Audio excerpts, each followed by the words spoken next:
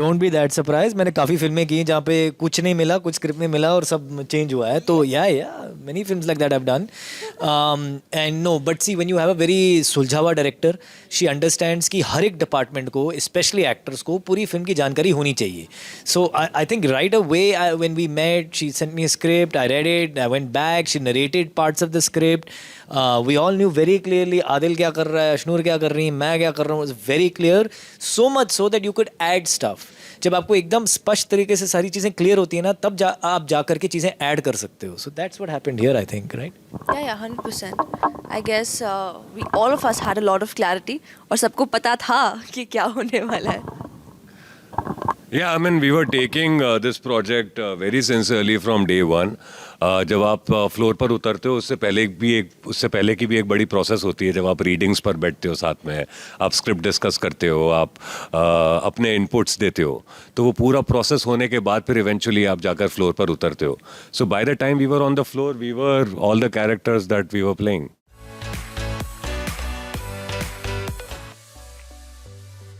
ये टाइटल तो बाद में आया, तो हम टाइटल से कोई प्रेरणा या कोई इंस्पिरेशन हमने ली नहीं थी, बिकॉज ये टाइटल था नहीं, पहले कुछ और ही था ये. So unfortunately we can't answer that. और हम सब बड़े सिंसियर एक्टर्स हैं. जब आप कोई भी प्रोजेक्ट कर रहे होते हो, फिल्म शो जो भी आप कर रहे होते हो, तो आप टाइटल से ज़्यादा आप कहानी और अपने किरदार पर तवज्जो देते हो. तो हम तो कहानी में ही इन्वॉल्व थे. We were true to our characters, we believe, and then we were just doing that.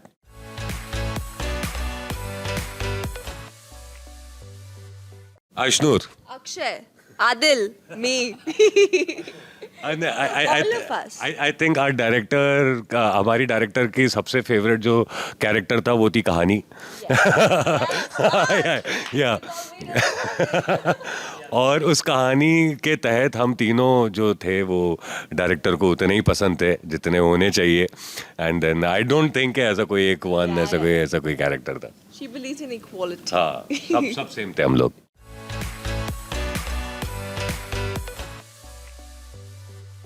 The storyline for me, honestly, the story was so nice, the character was so strong led that as an actor I got a lot of variations to play in the character. There were a lot of complex emotions, and as actors you yearn for such characters, such storylines, and yeah, I just thought it was the perfect project.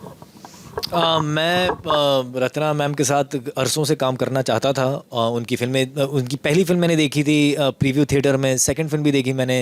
I just want to work with her. I felt like there is something कि उनकी फिल्में बड़ी देसी होती हैं, बड़ी rooted होती हैं, गाने बहुत अच्छे होते हैं, खूबसूरत किरदार होते हैं. So I really want to work with her.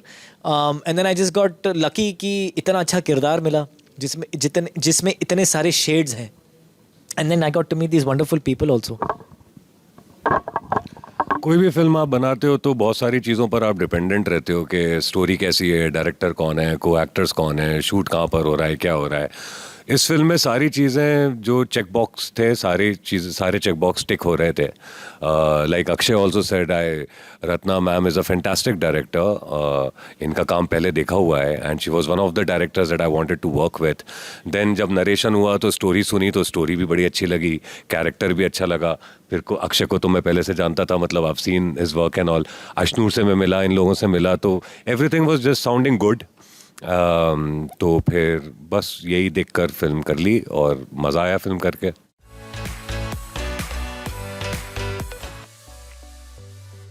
I guess complicated होगा तो ही तो मज़ा आएगा, तो ही तो सस्पेंस आएगा. Complications. No, I mean if you know किसके बाद क्या होगा, then nobody would really come and watch the movie. The trailer has to have suspense for the audiences to come and watch the entire film. तो अगर आपको वो suspense मिला है, वो thrill मिला है, तो it means the purpose of the trailer has been solved. Trailer complicated था. यार इसने इतना खूबसूरत जवाब दिया, मेरे से क्या पूछ रहे हो. ट्रेलर अच्छा लगा आपको? So I think the trailer is a very good. संक्षेप में जो फिल्म है, बहुत अच्छा ट्रेलर काटा है, बिकॉज इतने सारे भावनाओं को एक चीज़ में 2 मिनट के ट्रेलर में डालना बड़ा मुश्किल होता है. So hats off to Zee and Ratna ma'am for putting it, because film में ये सारी चीज़ें हैं. काफ़ी ट्विस्ट हैं इस पिक्चर में, लव स्टोरी होने के बावजूद भी.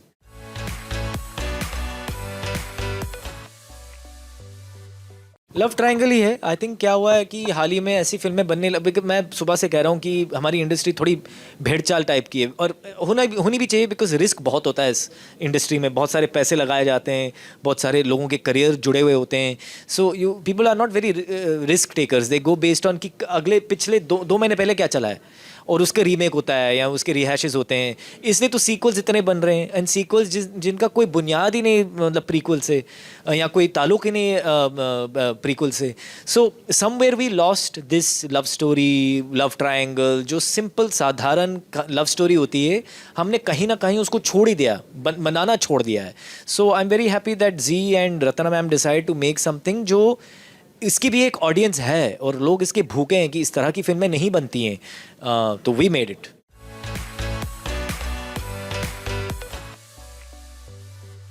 नहीं, बहुत सही है. आज के डेट में तवज्जो ज़्यादा विजुअल्स पे दी जाती हैं. कौन से एक्टर को लिया है उस पर तवज्जो दी जाती है. किस तरह से प्रमोशन हुआ है, स्टोरी और उन सारी चीज़ों पे बिल्कुल भी नहीं. And as a culture, as a society, Indians बड़े भावुक लोग होते हैं. तो मतलब हमारे लिए तो इमोशंस डेली, हम लोग एक दूसरे को भाई बहन बुलाते हैं. आप कहीं भी जाओ तो आंटी अंकल बुलाते हैं हम लोगों को. तो कहीं ना कहीं हमने अपना कल्चर छोड़ दिया मुझे लगता है. एंड धीरे धीरे हम वेस्ट की कॉपी करने लग गए थे. फाइनली हम वापस लाइन पे आ रहे हैं, औकात पे आ रहे हैं कि हम हिंदुस्तानी लोग हैं, हिंदुस्तानी प्रोडक्ट बनना चाहिए. एंड ऑडियंस भी उस चीज़ को लगाव दे रही है.